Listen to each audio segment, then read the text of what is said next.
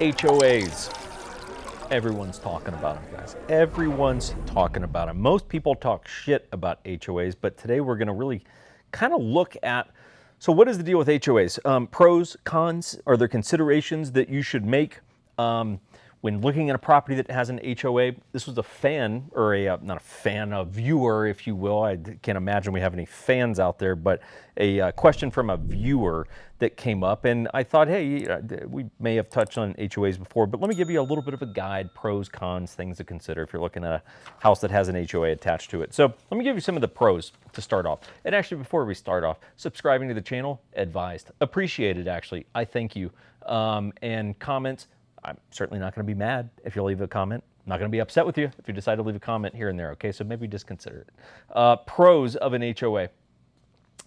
There are some standards that need to be maintained. I look at this as a positive, right? Because a neighborhood that has an HOA that stipulates, here's some of these standards that the residents are expected to follow, that neighborhood is less likely to go to shit, right? And turn into a total dump.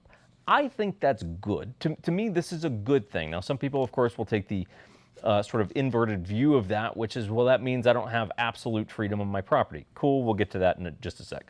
Another pro, some of the monthly fees, well, HOA dues can happen monthly, they can happen quarterly, they can happen on an annual basis. Really just depends. Oftentimes just depends on how intensive is the HOA.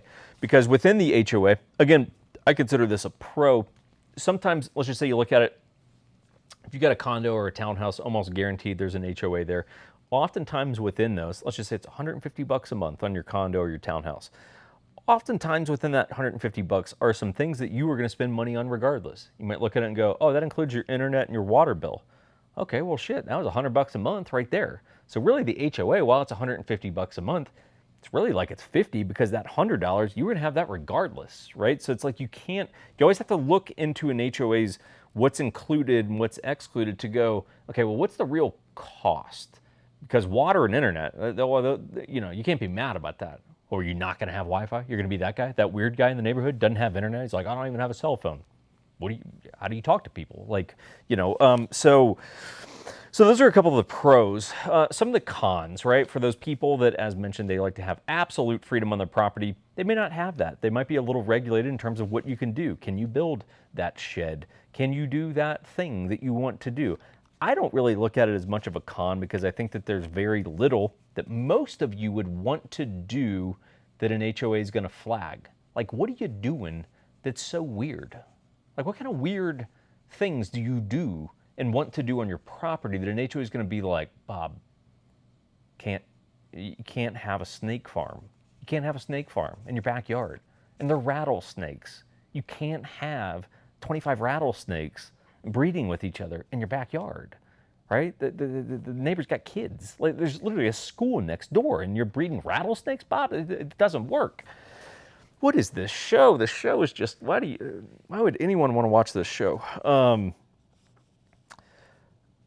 So yeah, if you're a rattlesnake breeder, it could be a problem. I don't think it's a big deal. HOA fees will likely go up over time. I don't think mine have ever gone up personally on my house. So they typically go up a very, very small amount if they do go up. There's very rare, I can't imagine many cases where they're like, hey, that just went up $100 a month year over year. Highly, highly unlikely. So I wouldn't really sweat that too much. But yes, they're not a fixed amount. It could go up over time. Less flexibility on what you could do on the exterior of your home. Let's just say you wanted to repaint your house, the exterior. You said, oh, I want to make it red or, whatever. The HOA CC&Rs, community covenants and restrictions, might say, hey, it has to be a shade of beige. Typical, right? Might have to be white or beige. So you can't do that super cool charcoal gray house. Ooh, I would like to do that actually. You might not be able to do that, right? So just things like that. You might be a little restricted, roof materials, different things like that. The things to keep in mind. Animal restrictions. You could have an HOA restrict certain animal, whether it's breeds or sizes. Highly unlikely with a house, a single family house, but if it's a condo or a townhouse, sometimes they will have weight restrictions. Is anyone coming around and putting dogs on scales? Doubt it. But if it says like, hey, there's a 10-pound weight restriction and you've got a Malinois roaming around, you might be subject to some, you might run into some shit there. Parking restrictions, that's entirely a possibility. So I was looking with a client not long ago.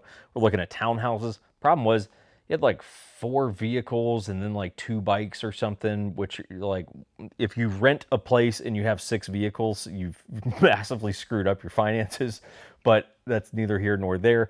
But it was like, look, on these townhouses, they are not, many of them are like, no, you can't have a couple beater vehicles just sitting in the HOA like parking lot, like, or on the street. It doesn't work that way. So those are things to consider if you have a bunch of vehicles or something like that. Things that I would look out for if you're considering buying a property that has an HOA: potential rental restrictions. So there are, well, not, I would say condos, townhouses largely, which is the case, but there are certain neighborhoods. There's a neighborhood in Salt Lake called Daybreak, very enormous. I think the largest master plan community in the world is my recollection of how they tell the story. And there are rental restrictions. You can't rent it out within 12 months of living there because they're trying to keep down the rentals, because they know that rentals typically make it less nice, and people who live there typically are more likely to take care of the house. Same thing with condo buildings, things like that. There might be, often there's a certain amount of units that can be rented. So at any given moment, they might say, hey, we have an opening, another unit can be rented now, versus when you buy it, it might be, hey, there's no vacancies to be rented right now. So consider that if you do plan on using it as a rental property.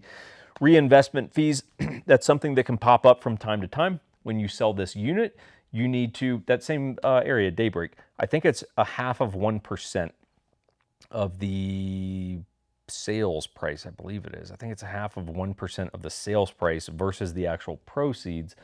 0.5% of the sales price goes into a community reinvestment fee that they use to, make parks and keep the rivers clean and shit like that. So I would look at that, because that is, at least could be a few grand out of your pocket on that.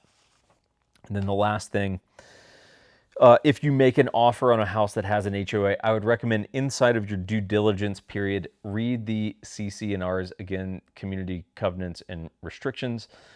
Read through those to understand what you're getting yourself into. What are the fees? What's included? What are the restrictions that I can and can't do on my property? Can it be rented? Can it not? Parking, all that kind of stuff, right? So read those, because there might be a couple things in there that you say, hey, that is a deal breaker for me. Example, can't do a home-based business. That could be a deal breaker for, it'd be a deal breaker for me, right? If I lived in a neighborhood where they say, oh, you can't have a home-based business, well, that's a problem. I work from home, right? So you got to look at those things. So HOAs are not good. They're neither good nor bad. They are what they are. They are either good or bad based on what it is and who you are as a buyer. So the relationship between you want to do and what the HOA allows, that's where you determine if it's good or bad, okay? It inherently is what it is. Like, you got to determine if it's right or wrong for you. So that's a little bit about HOAs, guys. If you need real estate help, if you're trying to move into a place that has an HOA, we'd love to help you do that. We have agents in a bunch of different cities across the country. We've always got our website linked below where you could go and check that out. Otherwise, thanks for tuning in, and we'll see you next time.